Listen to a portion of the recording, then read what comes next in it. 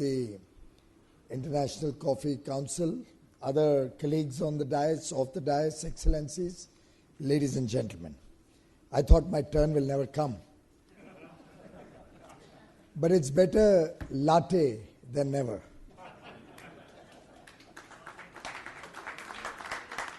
A lot has been said before me. I have all of these papers to talk to you about. So what's the time limit? Anybody? Well, I feel sorry for all the people who have to prepare for any of our engagements. But I think all of this has been well said and done, so I think I should leave all of that. And let's have a conversation over coffee. It's great to welcome you, Jose, to India to kickstart the preparations for the 5th World Coffee Conference and Expo. And I'm sure my colleagues will ensure that it's a grand program. It'll hopefully be the biggest that you've ever had in any of your earlier conferences. And let's use this opportunity to really drive growth in the coffee sector, not only in India, not only regionally, but why not internationally? It's a very impressive brochure that I just saw, very well presented. Let's bring in some innovation into the whole conference and the expo. You as a curator have some good ideas. We had an interaction some time back. Let's crowdsource some good ideas, get some youngsters to participate, get some competitions on the ground. Let's hear from the people what more can be done to bring the mojo into this conference. Otherwise, it can be very boring, I think. Too many conferences around the place. Very boring. We come, give a lousy... well, okay, I won't call my own speeches lousy. But we can just keep having these engagements which don't really add value. Let's make this a value-added proposition.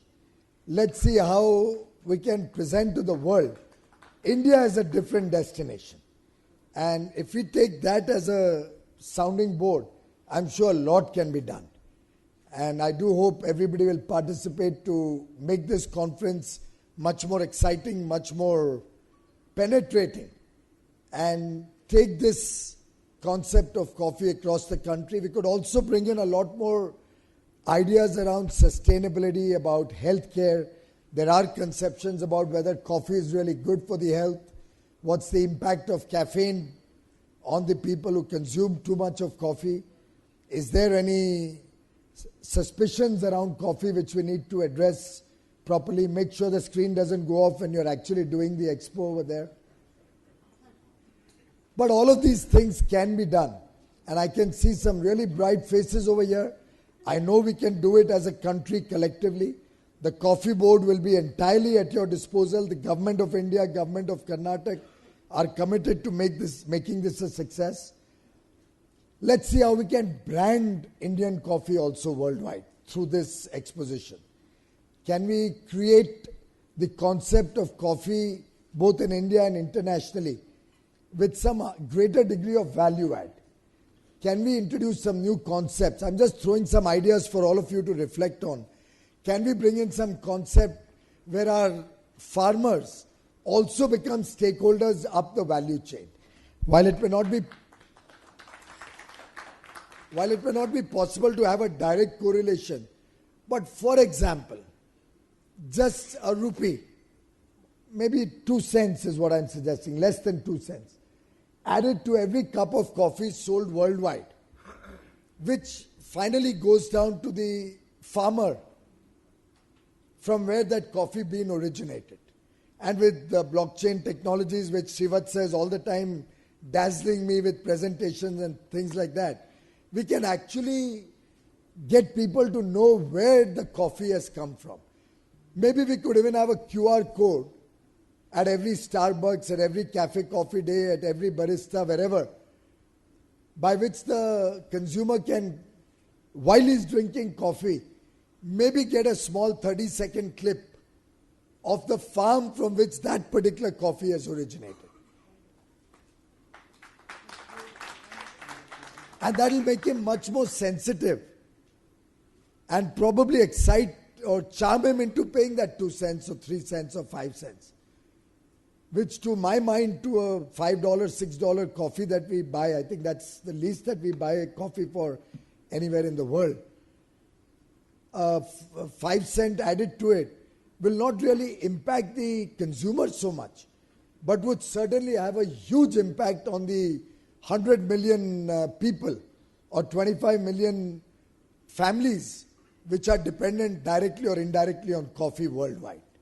Can we think of some innovative ways to really bring the mojo back into coffee farming, particularly when, as Jose just said, we see prices have fallen about 30%, we see there's an oversupply, we need to have more outlets for coffee, we need to bring back the coffee drinking culture, we need to compete with beverages, with tea, and we need to compete in an environment where there are question marks about the very relevance of coffee or the safety of coffee on people's health.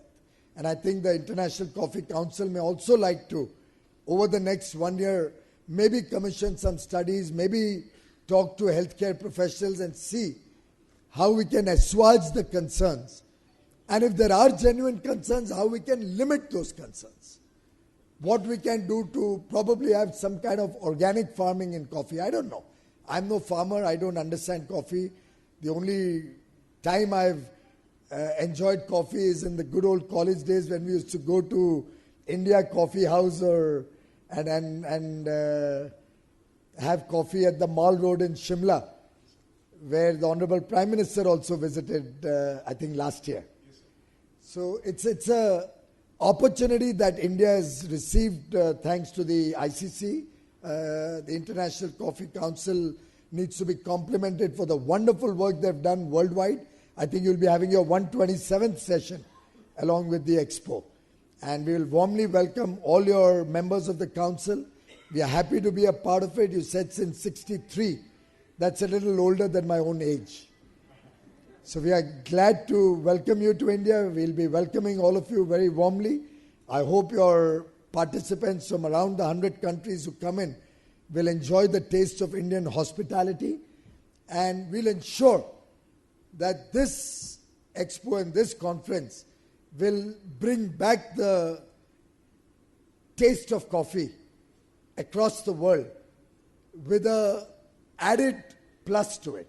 What that plus is, I hope all of you participants here today and the larger stakeholder family of coffee worldwide can contribute to helping us design that plus.